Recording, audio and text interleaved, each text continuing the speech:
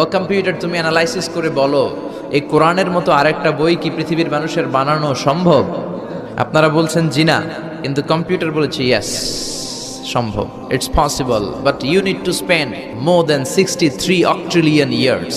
সম্ভব, কিন্তু পৃথিবীর সব মানুষদেরকে 63 অক্ট্রিলিয়ন বছর বেঁচে থাকা লাগবে আর চেষ্টা করা লাগবে। এটা শুনে বিজ্ঞানীরা তো মহা খুশি, হোক না অক্ট্রিলিয়ন আর ফক্ট্রিলিয়ন, পারা তো যাবে। অক্ট্রিলিয়ন হচ্ছে এমন একটা সংখ্যা যেটা পর্যন্ত পৌঁছা মানুষের পক্ষে অসম্ভব।